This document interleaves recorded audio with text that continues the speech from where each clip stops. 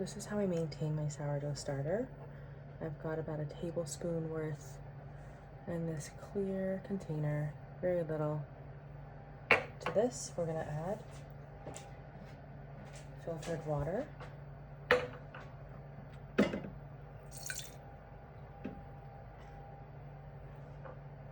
Not much, just about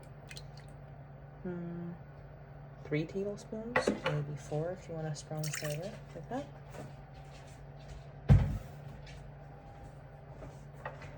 Just make sure you have more water than you do starter. So if you had, let's say for example, 100 milliliters of starter, you'd put the same amount to 200 milliliters of water. I don't measure, I think it overcomplicates the entire process.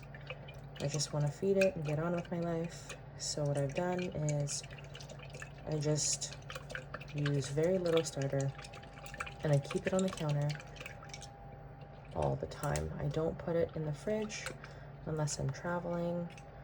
And then when I come back from traveling, I make sure to feed it twice a day, making sure it comes up to room temperature each time it comes out of the fridge. Okay, this is our starter water. And to this, we're gonna add all-purpose flour. I use all-purpose, unbleached, if you can organic, but times are tough, so you just add enough flour to make it into a thick pancake batter consistency. That looks about right. Okay, so this part's a little bit easier to estimate. Oh, I added a little bit too much, but that's okay.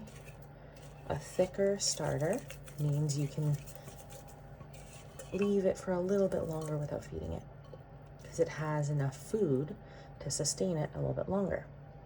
You can see how thick that is. It doesn't fall out when I tip it over. And this is the consistency. It's like, I'm not sure, very thick peanut butter. Yeah, I guess it is like peanut butter, isn't it? I like this spatula because it lets me get all around the sides.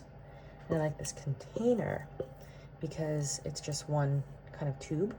If you use a mason jar, it's a little bit more narrow here and it's hard to get into the crevices.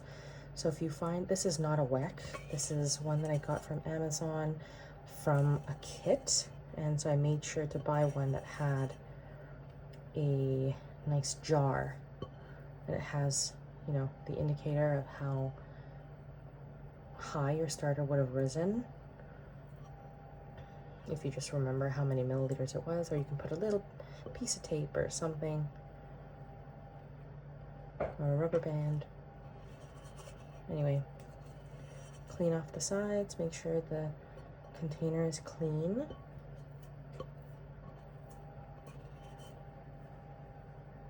Okay, just gonna level it off. It doesn't have to be this thick, but if you make it thick, it's not a problem. Again, that's why I don't measure my water and flour, because I don't want to overcomplicate it. We've got enough things to worry about in this world. Let starter not be one of them. And that's it. I've leveled it off. We're at about, we're under 100 milliliters, so maybe between 50 and 75 milliliters, I would say. Not a problem. If you can, get rid of these little scrapings of sourdough, but primarily you want to make sure this part is totally clean if you can. It'll keep the starter from rising poorly. It'll rise a little bit better in a clean jar. And once in a while you want to make sure that your starter is in a clean jar. Just rotate between 2 different jars if you can, or even like a deli container. Those are really good also. And that's it. This is an airtight lid that I removed the rubber gasket from. So it has some airflow, it has a little bit of give, but it's not going to make it airtight and suffocate your starter. Make sure it can breathe without drying. So this airtight lid, if you take out this little rubber seal that lives right in between this piece of plastic, that's perfect. You basically made your own wet jar. Okay, and that's how to feed your starter. Good luck.